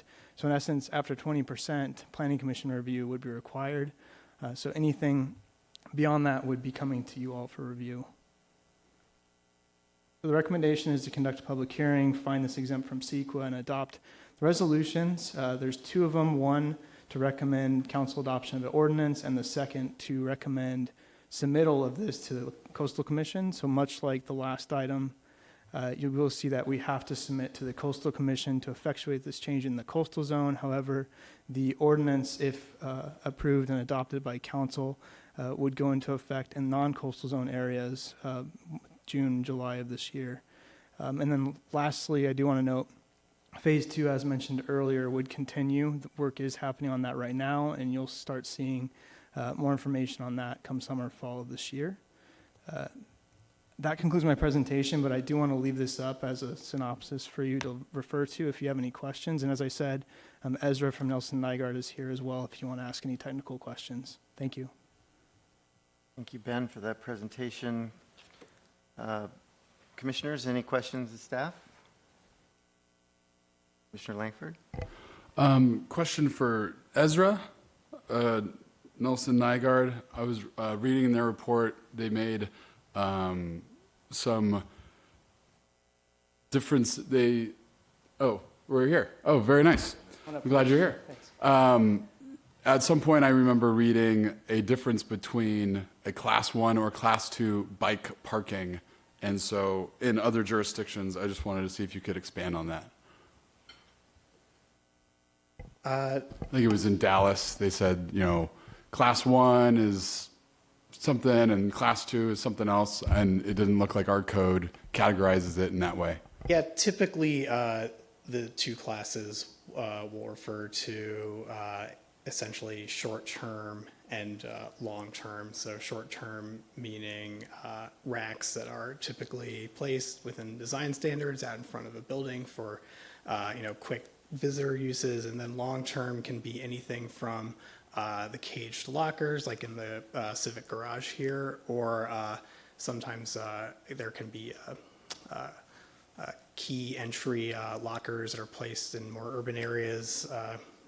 But essentially those are for residents, full-time employees of certain developments, and they have exclusive access.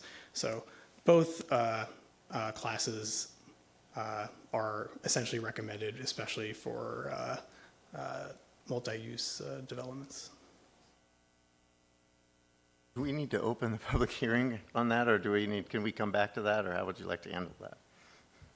This is a city-initiated application, and so I think this process is fine. I think you can technically open it at this point and incorporate that, and then any other additional public comments. Okay, let's incorporate those comments into the record. And any other comments for staff or the? Maybe you could describe what you're, the consultant.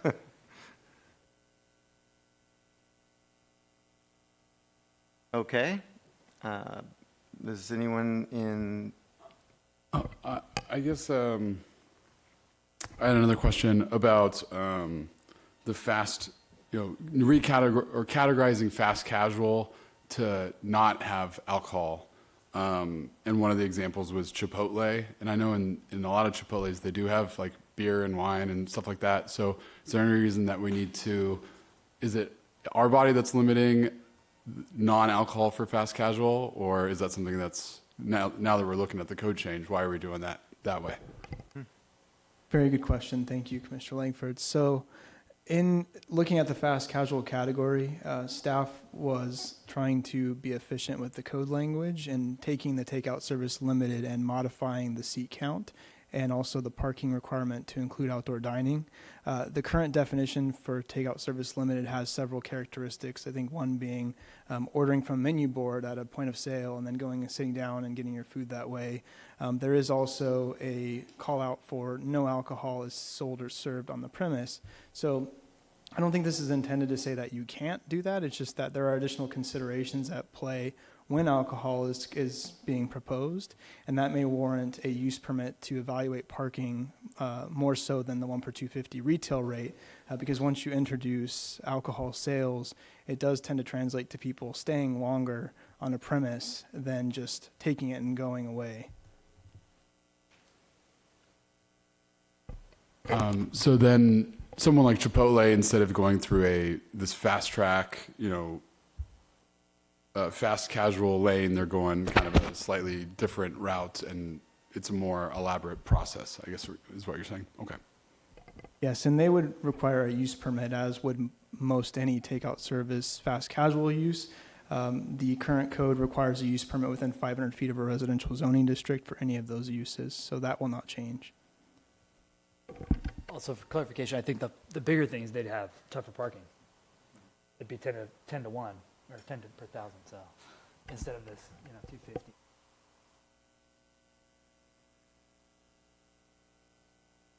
Okay.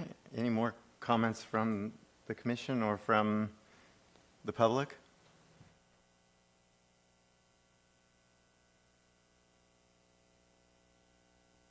Vice Chair Rosine, members of the Planning Commission, my name is Jim Mosher. I didn't evaluate this as carefully as the other items that you had tonight. I did have a little trouble when I read handwritten page 13, which at the top of that page is describing the director's discretion to reduce parking. And it says, like the current parking waiver process requiring Planning Commission consideration and approval, the applicant would need to submit a parking demand analysis that would be evaluated by the city traffic engineer for adequacy and must be accepted as valid. That seemed very strange to me, that an applicant supplies some information, has to be accepted as valid, even if it's clearly not correct. Very strange. And then I looked at the implementation of this, which I think is on handwritten page 26. I think it's item D1 in the proposed language, and I don't find either of those elements here. It says that the applicant has to provide sufficient data to indicate that the parking demand will be less than the requirement of the number of spaces. I don't see anything there about it has to be evaluated by the city traffic engineer, and I don't see anything about it has to be accepted as valid. So I'm having a little disconnect between the staff report and what I'm seeing here. And then it's always a little difficult to understand code when it's a section taken out of context of our bigger zoning code. And I see the recommendation here that you will never have more than a 20% reduction. That seems to apply to the decisions made by the director. And I think I heard, but I'm not sure, and I can't tell from this, somewhere else in the code it's saying that you, the Planning Commission, can approve waivers from these standards. And is that unlimited? I'm not sure. And then the final comment I have is on the page before that, handwritten page 25. I'm looking at the table of the off-street parking requirements. And for those fast food restaurants, looking towards the bottom of the table, I see the parking requirement is spectacularly different for a regular fast food versus a fast food casual, up to 20 seats. And it looks like when you go from 20 seats to 21, the requirement quintuples. And I don't know what the rationalization would be that one extra seat would increase the parking demand by 5 times. But if I'm understanding the table correct, seems to be that. Shouldn't there be some transition from one mode to the other? Why would one seat make all that difference? Thank you. Thank you. Next speaker, please.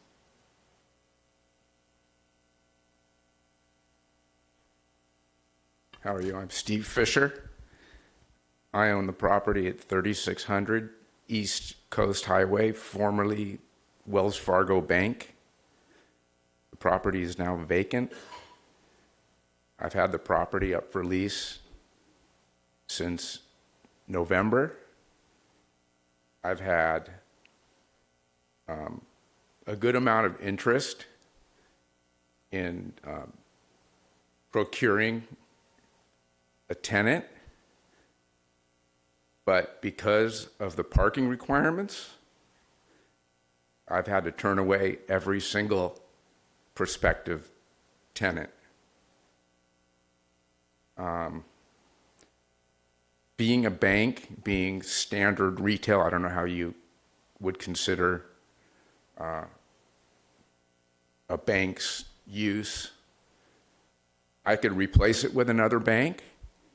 I could replace it with a real estate office, maybe some other financial type office. But I'm not getting those types of uses. The world has changed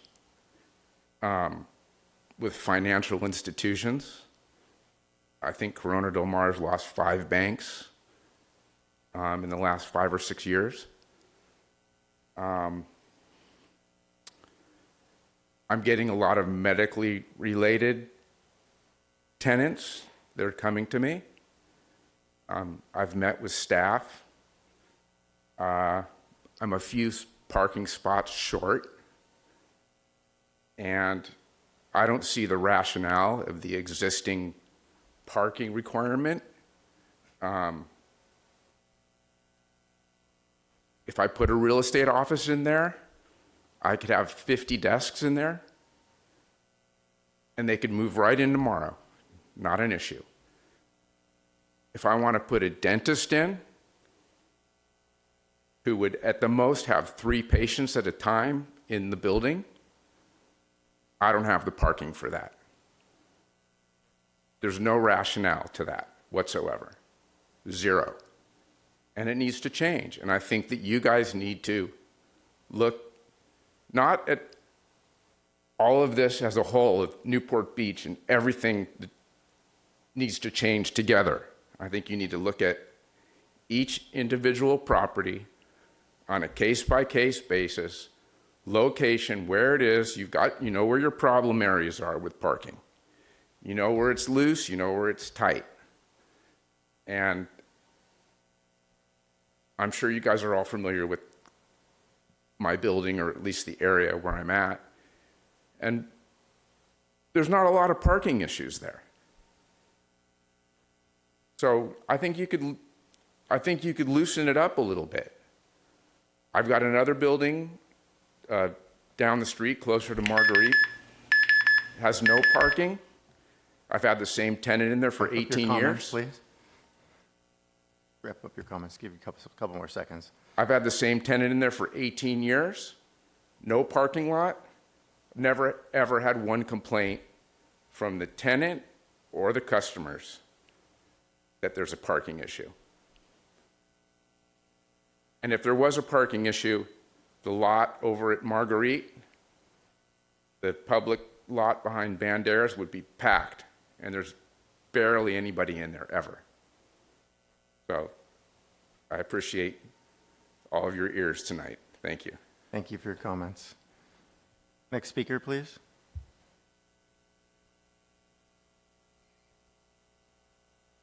My name's Jim Battle. I work for Coldwell Banker Commercial, and it's nice to meet all of you tonight. I've been working with Mr. Campbell on a building that I represent at 326 Old Newport Boulevard, right next to the brand new Keck Medical Center. It's the Klein and Wilson gray clapboard building. It's been there for a lot of years, and we've had the listing since November, and every other phone call is for a doctor to come and take the space. It's for sale. And we've been working with, actually this night's a celebration because we've been waiting to have this come up on the board about the parking situation. I think, Jim, we're short 3 spaces in a technical basis to have medical parking on site. So my question is, if this is kind of the plan, I agree with this young man about having spot zoning specifically because the office market has changed and the medical market has changed too. And I think the parking requirements of the 1 space per 200 or the 1 space per 250, depending on office and medical and office, has changed. So when I see the administrative waiver for medical to office, or actually office to medical, I see 20%. My concern is if this is where we're going, I think I need 25% on that kind of variation to get my 3 spots, because I have 11 spots for office and I think I need 14.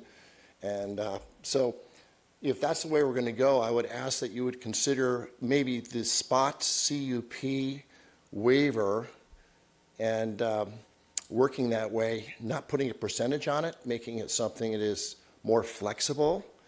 And I think with our city, and I've been doing this for 43 years, I've been here in Newport Beach since 1990, the parking has changed. It's less cumbersome. I mean, you have medical people coming in Ubers. They're not even driving their cars because they can't drive. So I'd like to ask for the consideration this evening to take a look at a percentage and not make it so tight, make it flexible, maybe spot CUP zoning with, whatever work is reasonable, not, thousands of dollars, to look at the upgrade of office to medical. And lastly, we all know the office market's changing. Griffin Towers just sold for 57% of its value on Monday. I mean, that's an amazing project. Office is changing. Values are changing. Medical office is growing. With what's going on down there with Keck and USC and Hoag, down in that Hoag area, medical office is going to be a value. That's going to increase. Office is going to be a challenge. It's coming at us. So it also helped me sell the building. So I thank you all for your time, and have a good evening. Thank you. Thank you for your comments. Next speaker, please. All right, seeing none. Staff, would you like to make any comments? Sure. So first of all, with respect to the language in the staff report versus the language in the actual amendment, it's not identical, but in practice, and I think part of the confusion is it's not specifically outlaying exactly how parking demand analysis are reviewed.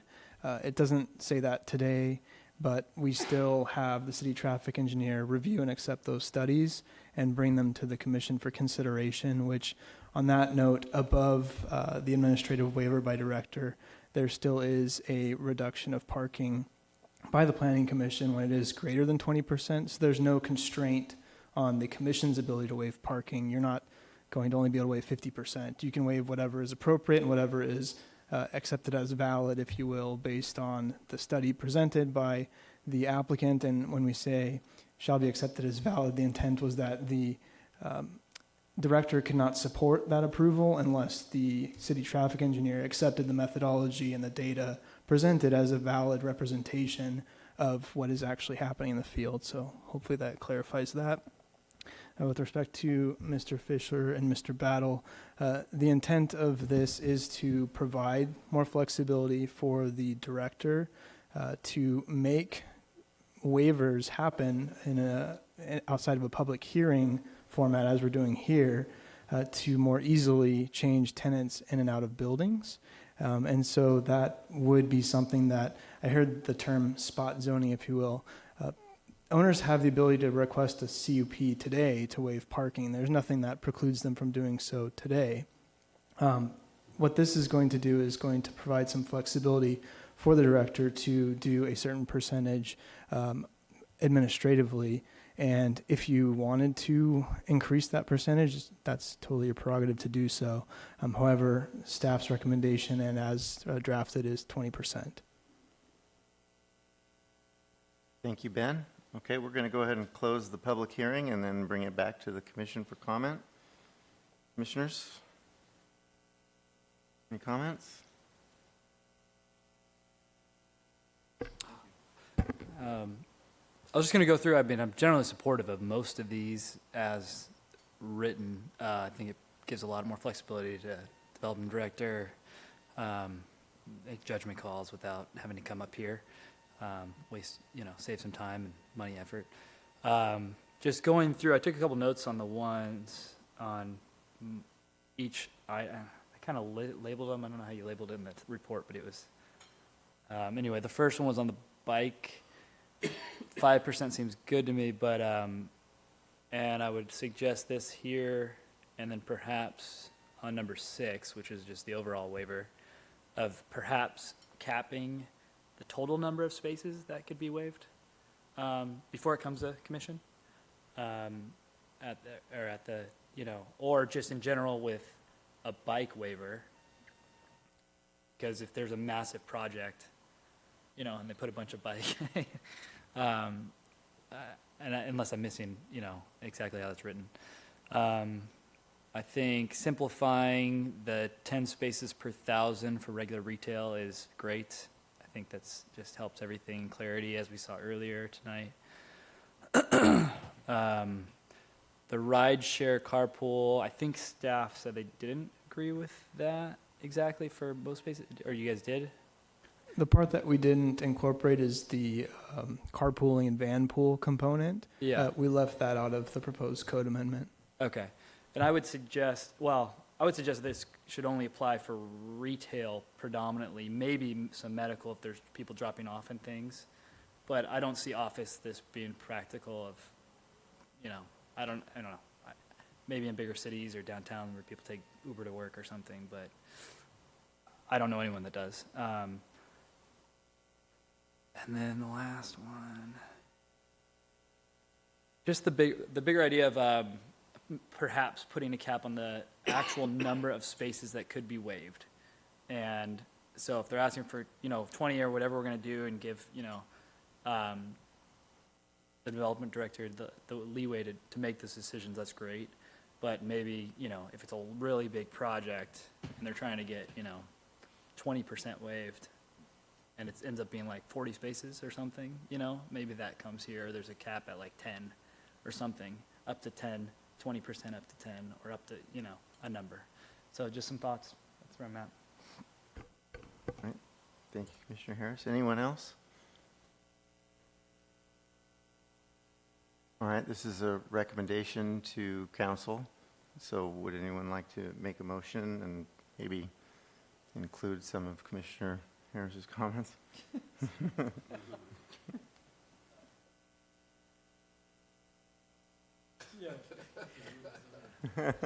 Well, I didn't really get anyone that's like, yeah, that's a great idea. So I think everyone likes it as is. But anyway, if council wants to consider any of those things, I'm not suggesting we put it in right now, considering my lack of support. Maybe But staff can review it. Yeah, sure. Some of my great ideas. Anyway, I'll make a motion to approve item 230532, non-residential parking code. We have a second? A quick question. Are you, a motion to approve not as amended, just approve as, I'll second. All right. Let's call a vote.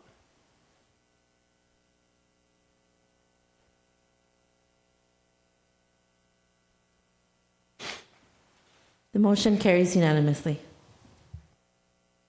Okay, item number 5, I believe there's Yes, thank hold. you, Vice Chair Rosine. On this item, we do have to continue it. We do have some conflicts that will not allow this item to go forward, and so we will need the full body present in order to draw straw to bring one additional person in. And so we are hoping to have the entire body here at the May 4th meeting. And I would ask that there be a motion and a second for the sole purpose and approval for the sole purpose of continuing this item to the May 4th meeting. Make a motion? I'll make a motion. And a second? No? Just a question to Sure, go ahead. if we're one of the people that needs to, may have to abstain from the vote, should we abstain from a motion for consideration, or is that, I don't know how technical this needs to be? Yeah, we would ask just for the body to simply, the entire body present to vote to continue the item. But if you mean all of us tonight Correct. to move, so we can, even if I have the potential conflicts, We're not discussing the item, we're okay, simply just continuing. Yes. wanted to be Yes, safe. no, thank you. Would you like to make a second? Would anyone else like to make a second? Or is there a person that's not? Yeah, I'll second. All right, let's call for a vote.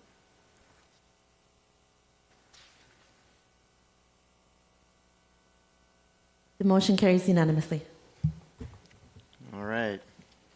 Let's see here. Next item, motion for reconsideration. Are there any motions for reconsideration? All right, seeing none. Next item, the report by the Community Development Director. I'll go ahead and tackle that one this evening, Commissioner Rosine. Well, I've got really two things. You know, we just continued that last item. I want to make sure everyone will be here at the next meeting. It's very important that you're all here. So I'm getting nods from everyone, and we do know Mr. Elmore, Chair Elmore will be here, so that's good. Thank you for that. So we do have an item. We have a meeting coming up on May 4th. That's our next item. We have 2 public hearings on there. One the commission saw previously is coming back. And then obviously you'll see the item on the noise element coming back as well.